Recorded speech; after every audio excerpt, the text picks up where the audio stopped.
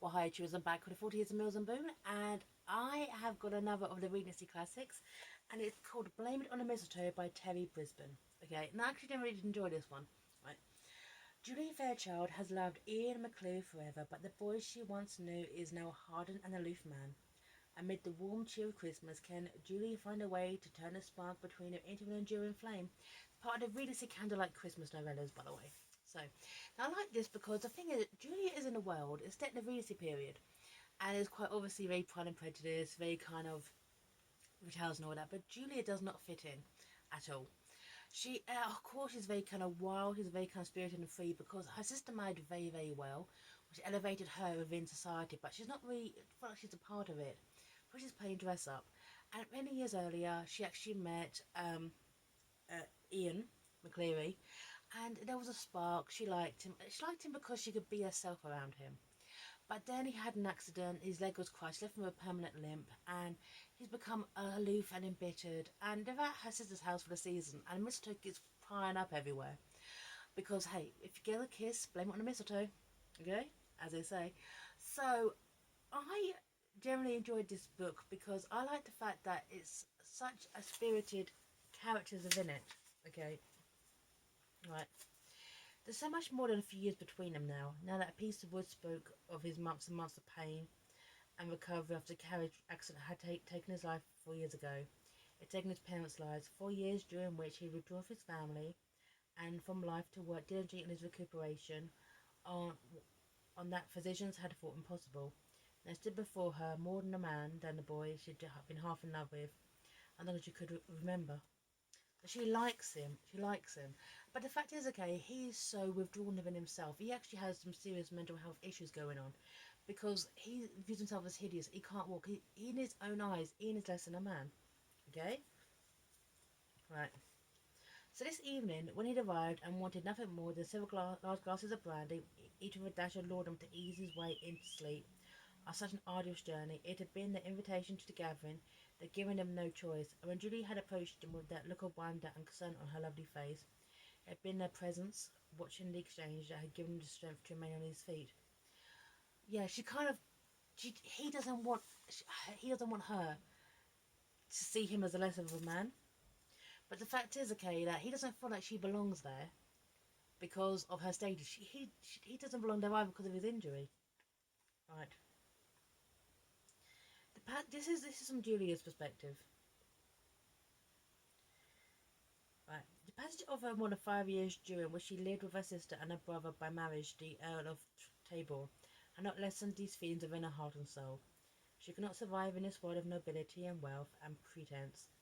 She had become accustomed to it, for the love and abhor her husband had eased her transition from a comfortable life, but tenuous life in Edinburgh to secure and more worldly on the Earl's Northumbrian estates or any of his others.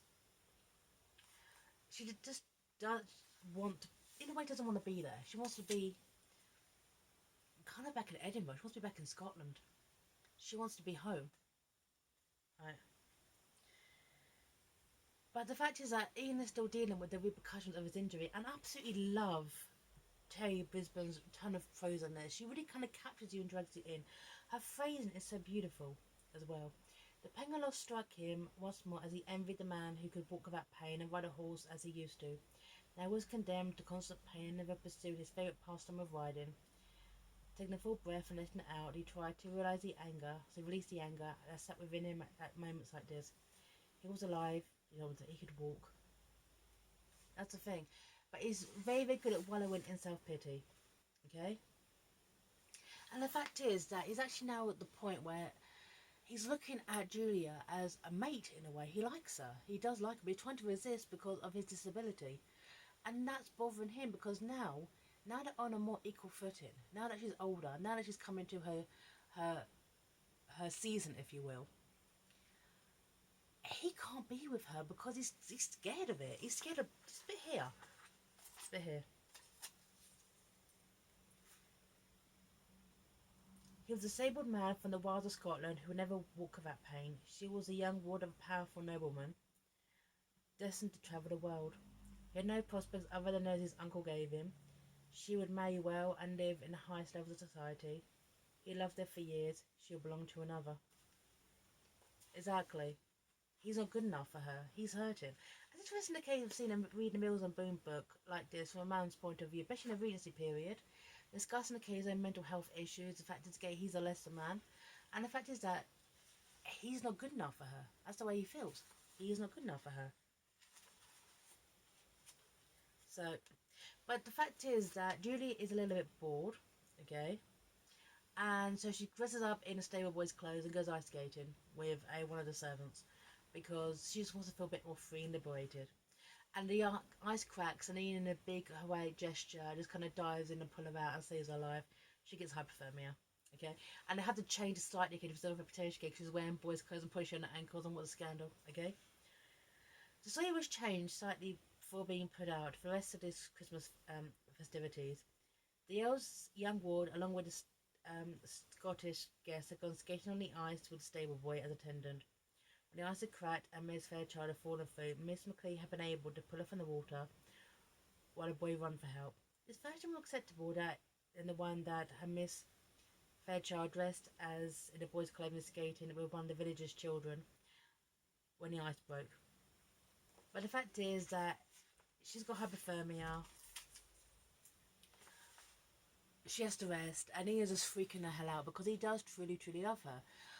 And he doesn't know what to do about it. He really, really doesn't. Right. Ian closed the door and rested his head against a wooden frame. It had taken 2 days of laudanum and 3 more days to gain control of his knee, dull the pangs of Julia's accident.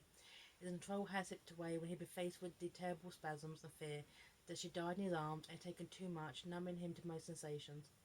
Because an ache in his heart reminded him that drugs had not helped sort every pain. Yeah, exactly. He loves her, she loves him, but his own issues are standing in the way of happiness. And one thing I absolutely love is that his uncle, who basically been supporting him, you're paying for everything, is that kind of thing, is the heir. You know, I slapped him in the face and tell him to get his shit together. Get your shit together. Stop dwelling on this. Right. Right. I do not know what you expect, uncle. I do not want someone in my care when I cannot even take care of myself. I cannot endanger someone I love with my shortcomings.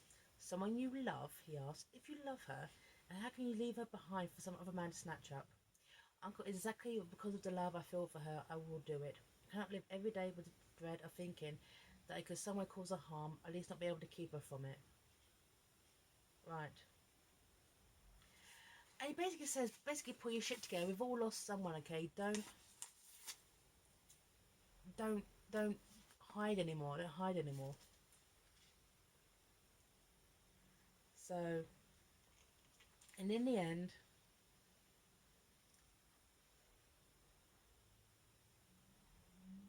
right, Julie basically says, I don't need to travel. I don't need to see the world. All I need is you, Ian. And that's it. That's it. But the fact is, okay, that Anna, his sister, and Trey, her brother-in-law, have been setting this up because basically intermixing this, they've just been kissing a lot because of mistletoe, right? And the fact is that everyone's been scheming to get these two together, to get these two together from the start, but not they even realise it. Told you would do it. I told you. I was the one who told you this would work out. Corinda said as Robert approached, right? And